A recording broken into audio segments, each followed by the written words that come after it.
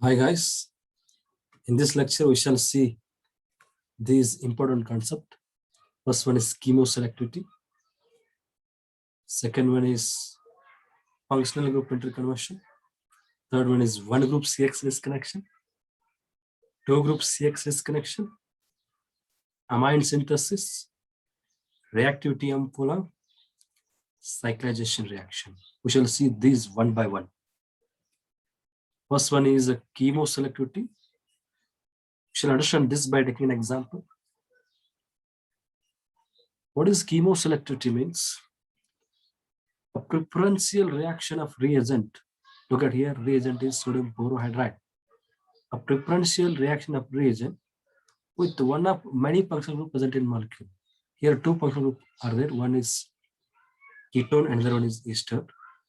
So this reagent will preferentially react with one functional group among many functional groups present in a molecule. So sodium borohydride reacts only with what? Ketone and not with ester. So this property is called as chemoselectivity.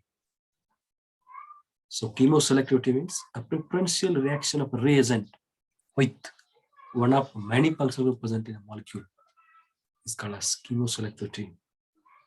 Next concept we'll see is functional group interconversion. What is the meaning of this? Is conversion of one functional group to another. We'll understand by taking an example.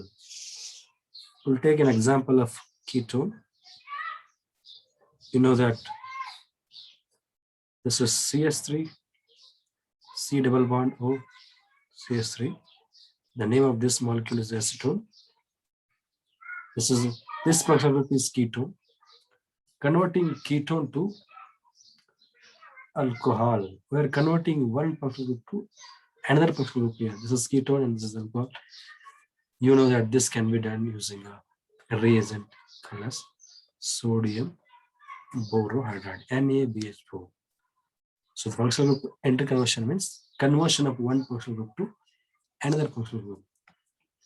Next we shall say is one group CX disconnection. What is one group CX disconnection means? This is a disconnection process in which one CX bond will be cleaved and there is a need to recognize one of functional group. This is the extra here. Here there is a need to recognize one functional group. A disconnection process in which one CX bond will be cleaved and there is a need to recognize one functional group called as one group CX disconnection. This we can understand by taking an example. This here we are cleaving CS carbon sulfur bond and we are recognizing one functional group, that is ether, thioether. This bond we are cleaving and we are recognizing the functional group thioether. So in any disconnection, if you are recognizing one functional group, that is thioether, and you are giving one CX bond, that is called as one group CX disconnection. Next we shall see two group CX disconnection. So the definition again is very similar to one group CX disconnection. So what is the two group CX disconnection means? It is a disconnection process in which one CX bond will be cleaved. And the second thing is here, two functional group recognized. Earlier, only one CX bond cleaved and one functional group cleaved. Here, one CX bond cleaved and the difference is two functional group cleaved. So this is the definition of two group CX disconnection. We'll take an example of this. Look at here. Here there is a cleavage of CO bond. This is a CX bond. And we are recognizing two functional group here. First one is ether. This ether. And the second one is alcohol. Two functional group we are recognizing here. We are cleaving one CX bond and we are recognizing two functional groups here. Because of that, this is called as two group CX disconnection. So you know that after disconnecting, we'll get alcohol molecule here. And one more additional thing you are learning here is a primary carbocation having a secondary alcohol. If this is a synthol means, or this synthetic equivalent is epoxide. You have to remember this. Primary carbocation and secondary alcohol means synthetic equivalent for this is epoxide. Next synthesis, we'll take alcohol and we'll add a base to this. You know that base, the role of base, it will abstract this hydrogen to become oxide and will attack you. In the part, there's a formation of tablet molecule. Next thing we shall see is amine synthesis. We are considering amine synthesis as a special case here. Why means there is a challenge always to synthesis amines. What is the challenge means? So we'll take simple ammonia molecule. If you add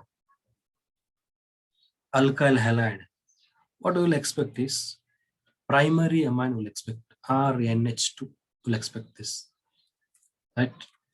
But what actually happens means the reaction will not stop here. It becomes R2NH. Here also it will not stop.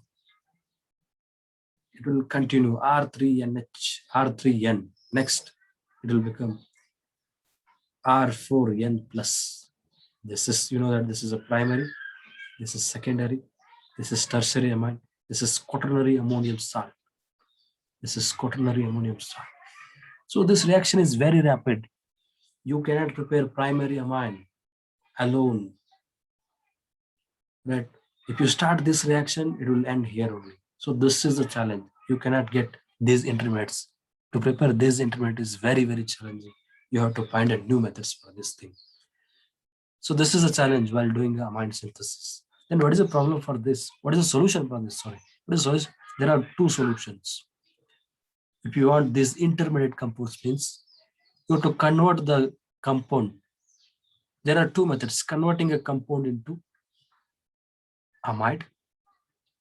This is the first solution. And the second solution is convert the compound into imine, then do the retrosynthesis. These are the two solutions.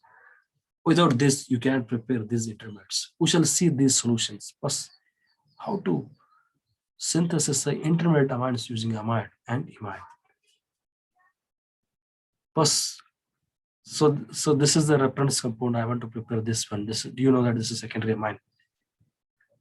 By conventional method, it is very, very difficult to do the synthesis of this compound.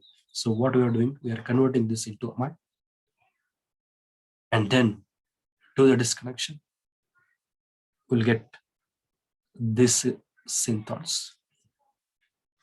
Once we got a synthols means by using these things, amine and ketone, acyl halide will prepare synthesis. So this is the first method.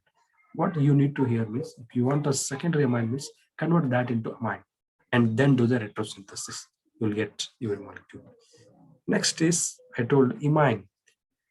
Same amine we have taken here. If you want means first method we converted this into amide. Now we are converted into imine. Imine means you know that C double bond N. We just reduced this. We got this imine. Next, convert this imine. Sorry, do the retrosynthesis of this one. We'll get these intermediates. Next, do the synthesis. This is the synthesis part. So these are the two methods. First method is convert required amine into amide. Second method is convert first the required amine into imine. So by using these things, we can get our required product. Next is reactivity Ampulang. What is reactivity Ampulang means? Changing the polarity of the molecule. Look at here.